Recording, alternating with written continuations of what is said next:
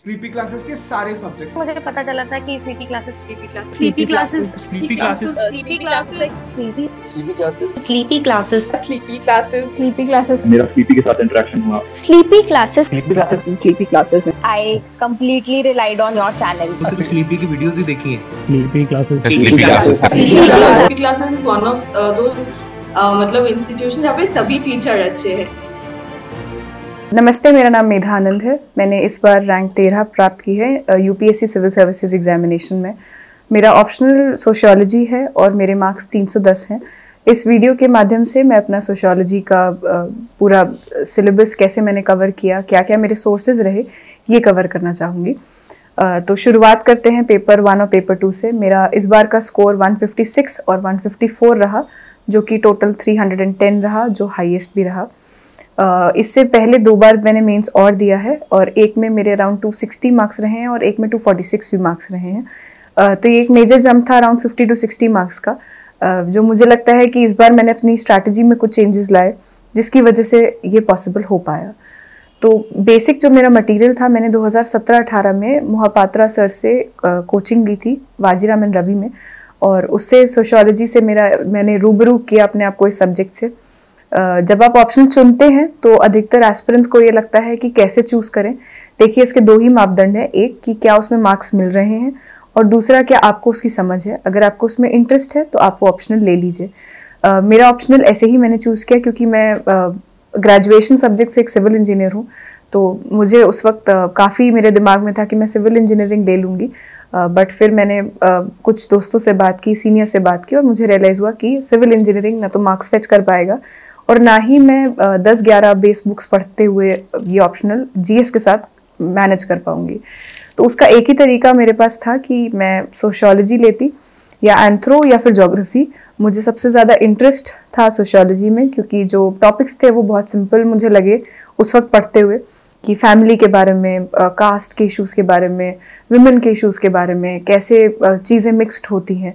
तो मैंने ये रियलाइज़ किया कि मुझे यही ऑप्शनल लेना है। मोहापात्रा सर एक बहुत अच्छे मेरे हिसाब से टीचर हैं सोशियोलॉजी के। वो एक हार्डकोर सोशियोलॉजिस्ट हैं, जो मैं कहना चाहूँगी। वो आपको इस सब्जेक्ट से मतलब he makes you fall in love with the subject, कि वो एकदम बहुत आसान आराम से बैठ के बताएंगे कि देखो बच्चों, मैं ये पढ़ाऊँगा और इसका ये पार्ट है और तुम्हें ये पढ़ना है। ये एक टीचर में होना मुझे लगता है एक बहुत अच्छी खासियत है। जब आप किसी को एक नए सब्जेक्ट से इंट्रोड्यूस करते हैं तो आप ऐसे इंट्रोड्यूस करते हैं जैसे कि कोई एक नया इंसान हो। इतने प्यार से उन्होंने हमें सोशियोलॉजी से इंट्रोड्यूस करवाया था। ये इंटरेस्ट ही था जिसकी वजह से मैंने अपने 5 अटेम्प्ट में अपना ऑप्शनल कभी चेंज नहीं किया, जबकि मेरे 246 मार्क्स भी आए थे। बट मुझे था कि नहीं, ये ही सब्जेक्ट मैं रखूँगी और इसी में मुझे करना है। आप अपना ऑप्शनल डिसाइड करते वक्त ये ज़रूर देखें कि आपका इंटरेस्ट किस में है, और अननेसेसरीली बहुत ज़्यादा एडवाइस ना लें, अपनी समझ से आगे बढ़ें। अगर आपको लगता है आप किसी सब्जेक्ट में अच्छा कर सकते हैं, आप उसको लीजिए, उसका बेसिक मटेरियल पढ़िए, क्वेश्चंस देखिए जो आ रहे हैं, और फिर अपना एक डिसीजन वाइजली चूज़ करिए। एक बार आपने अगर मन बना लिया है कि आपको सोशियोलॉजी लेना है, तो बेसिक एनसीईआरटीज़ पढ़ने के बाद आप किसी भी एक कोचिंग इंस्टीट्यूट के मटेरियल पढ़ सकते हैं। मैंने मोहापात्रा सर का पढ़ा था, बट मैंने सुना है कि उपेंद्र गौर सर भी बहुत अच्छा पढ़ाते हैं। वो भी एक अच्छे माने जाते हैं जिनका मटेरियल अच्छा होता है। आप इस मटेरियल को पढ़ के अपनी बेसिक अंडरस्टैंडिंग समझिए कि सोशियोलॉजी कैसे, उसकी राइज कैसे हुई, बर्थ कैसे हुआ, कैसे पॉजिटिविस्ट जैसे है कि वो कहते हैं कि ये एक साइंस है। तो ये सब समझ के साथ आपको समझ में आएगा कि ये एग्जैक्टली प्रूव क्या करना चाह रहे हैं, ये क्यों सोशियोलॉजी को साइंस बनाना चाह रहे हैं, जबकि आपका और हमारा कॉमन सेंस ये कहेगा कि मे बी नहीं है। कॉमन सेंस से मुझे याद आता है कि इसमें एक टॉपिक भी है, सोशियोलॉजी एंड कॉमन सेंस, जिसमें सोशियोलॉजिस्ट ये कहते हैं कि देखिए, सोशियोलॉजी सिर्फ कॉमन सेंस नहीं है। हम कभी कभी ऐसी चीज़ों को गलत ठहराते हैं जो आपकी कॉमन सेंस कहेगी कि ठीक है। तो ये सब चीज़ें एक डाइवर्स व्यू पॉइंट आपको देती हैं, आपको हेल्प करती हैं कि आप हर चीज़ में बेहतर कर सकें। पेपर 1 के लिए मेरे सोर्सेज वही रहे। मैंने इग्नू का मटेरियल पढ़ लिया था और हैरालम्बस के नोट्स बना लिए थे। जो इम्पोर्टेंट पार्ट थे उसको मैंने हाईलाइट करके, देखिए, हैरालम्बस से आपको 2 चीज़ें अचीव करनी है। ये काफ़ी लेंदी बुक है, बट आपको इसका कुछ ही पार्ट्स पढ़ने हैं, और वो यूजुअली जो एक PDF सर्कुलेट होती है उसमें लिखा रहता है कि वो कितना आपको क्या क्या पढ़ना है। आप उस मटेरियल को पढ़िए, अपनी समझ डेवलप कीजिए तो एक पार्ट तो ये हो गया कि हैरोलम्बस से आपको समझ डेवलप करनी है कि कार्ल मार्क्स जब हिस्टोरिकल मटेरियलिज्म की बात करते हैं वो कैसे इवॉल्व करती है, वो क्यों कहते हैं कि सोशलिज्म कम्युनिज्म बेस्ट है, उन्होंने क्या ऐसी परिस्थिति देखी कि उन्हें लगा कि कैपिटलिज्म जो है वो रिवॉर्ड नहीं दे रही है, और फिर क्या कैपिटलिज्म सच में रिवॉर्ड नहीं दे रही है। ये भी एक अगला सवाल आता है जो आपकी समझ के साथ साथ आगे बढ़ते हैं आप। इसके साथ साथ आपको एक टर्मिनोलॉजी अपनी सोशियोलॉजिकल करनी है।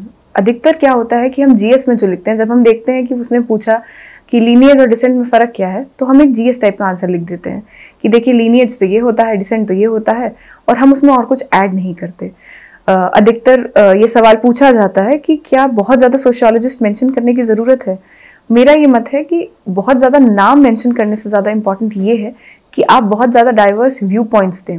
मैंने अपने सेकेंड अटेम्प्ट में बहुत ज़्यादा नाम मेंशन किए थे, और अधिकतर आजकल एक किताब आने लगी है और काफ़ी बच्चे कोशिश करते हैं कि बस वो किताब पढ़ के उसमें जो भी लिखा है वो आंसर में लिखा है। बट आप समझिए कि अब जो चेक कर रहा है उसे पता है कि आपने सुपरफिशियली उस किताब से पढ़ के आंसर दे दिए हैं, या आपकी सच में समझ है, आपने क्या हैरोलम्बस उठाई है, क्या आपने उसमें देखा है कि लिखा क्या है।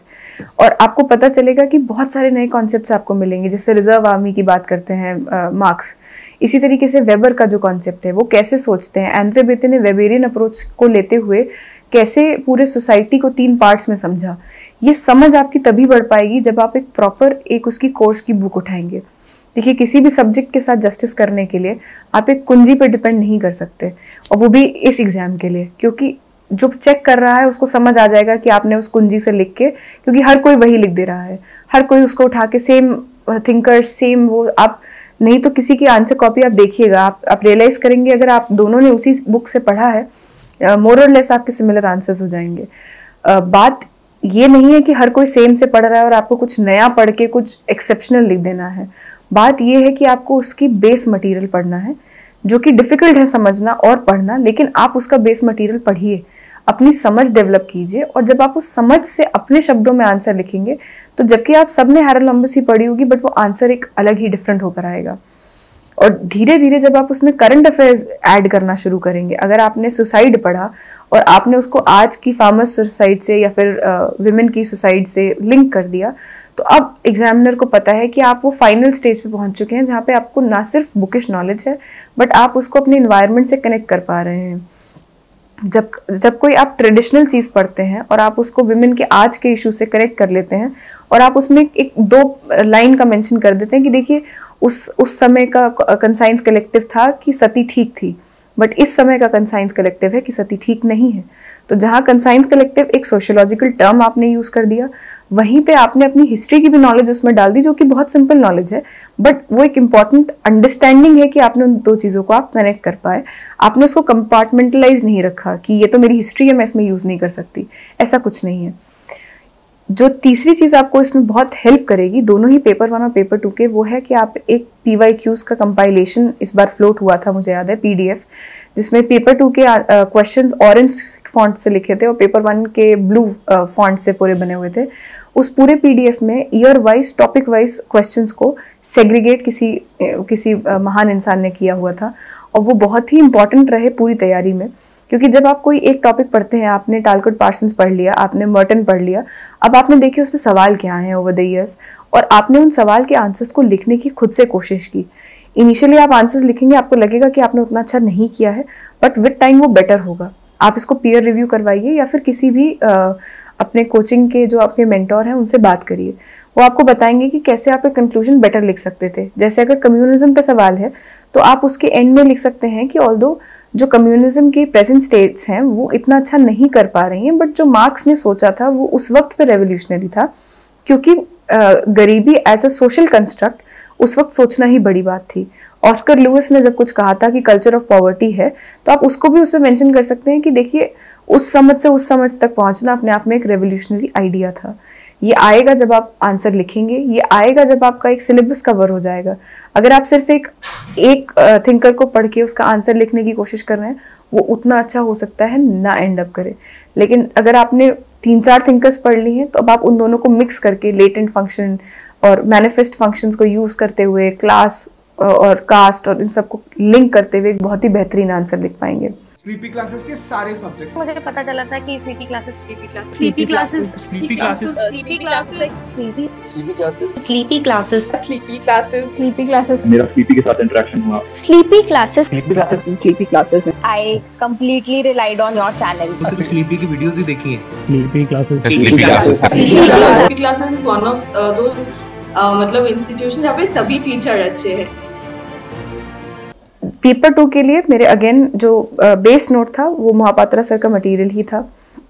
साथ में मैंने एक रिलायबल एंड वैलिड की टेस्ट सीरीज मुझे एक ऑनलाइन पता चली थी, मैंने उसका लिखना शुरू किया. और आप यकीन माने कि जो मैंने पहला टेस्ट पेपर उनका लिखा था, उन्होंने मुझे बहुत मतलब वैसे रिमार्क्स दिए थे कि आप बहुत अच्छे सेंस में उन्होंने लिखा, बट कहना वो यही चाहते थे कि आपने ख़राब लिखा है और आपको इसमें इम्प्रूव करने की ज़रूरत है. वो इनिशियली बहुत बुरा लगा मुझे, लेकिन मैंने समझा कि वो बात सही कह रहे हैं.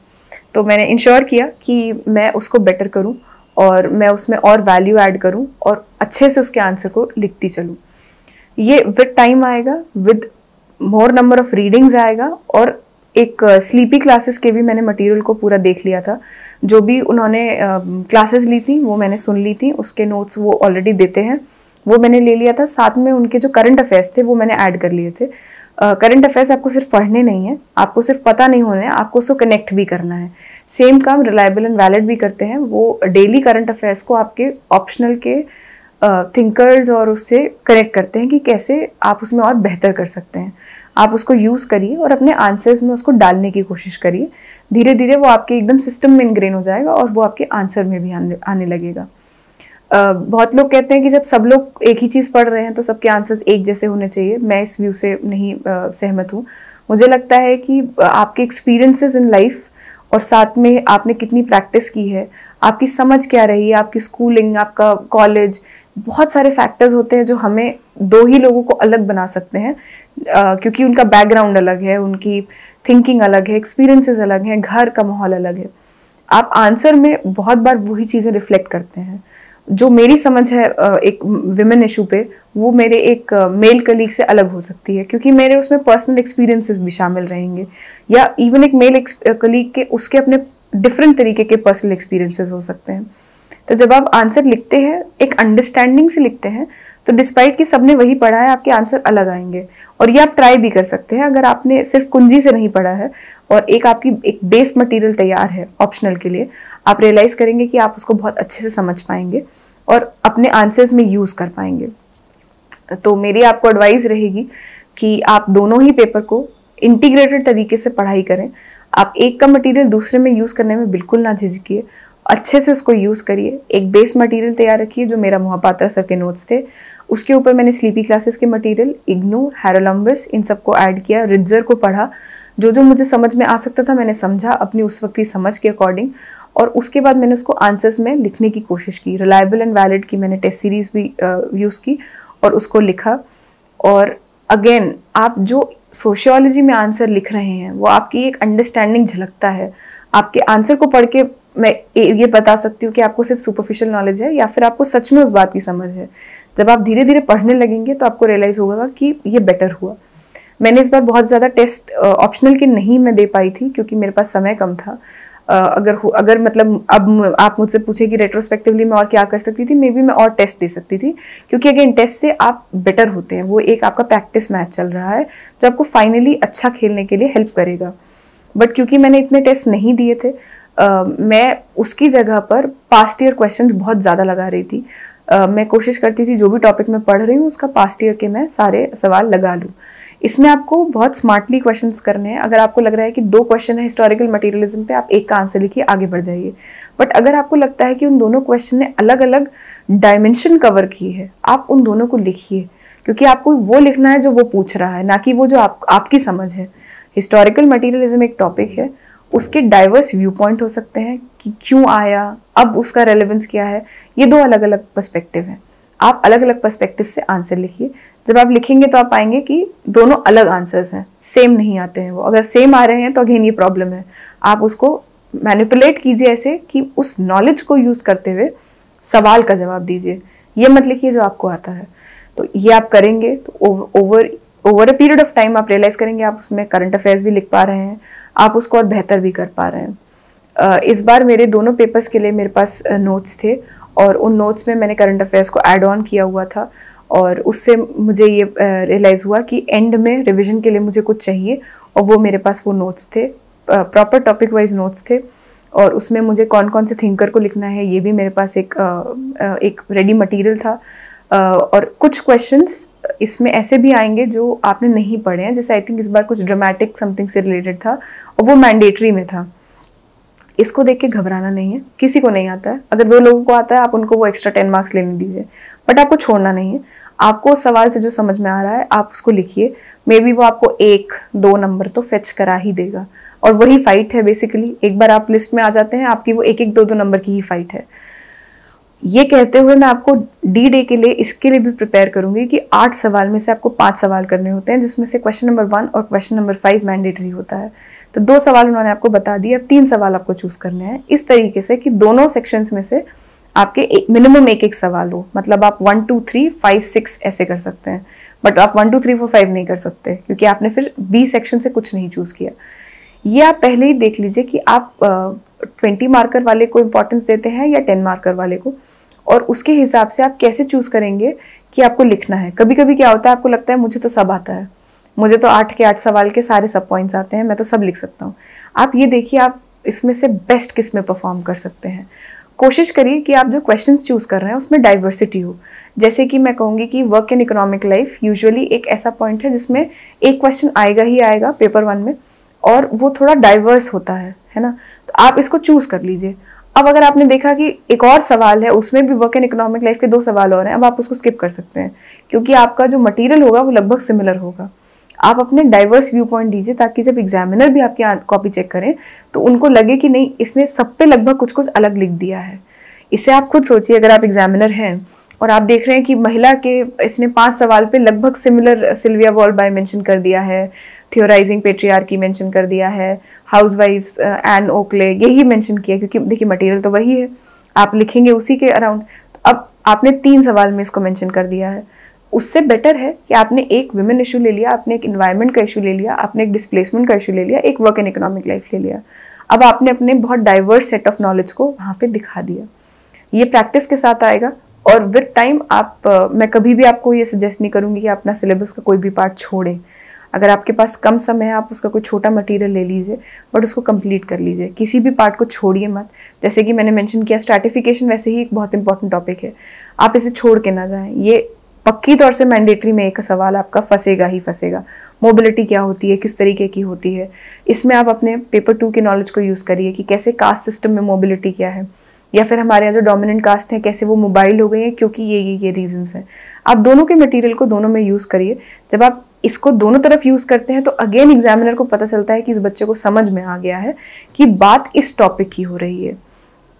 इंपॉर्टेंट ये नहीं है कि सिलेबस क्या है, इंपॉर्टेंट ये है कि उस क्वेश्चन के आंसर में क्या रेलिवेंट है। अगर आपने वो पकड़ लिया तो वो एग्जामिनर भी समझेंगे कि इस बच्चे ने अच्छा कर दिया है। आप उस थीम को पकड़ के चलिए, खूब सारी आंसर राइटिंग प्रैक्टिस कीजिए और कभी भी एक सेट पैटर्न मत रखिए कि क्योंकि इस टॉपर ने ये कहा है मैं सिर्फ ये करूंगा। आप अपनी समझ यूज कीजिए, जो आपके लिए वर्कआउट करता हो वो कीजिए। And wishing you all the very best. Thank you so much.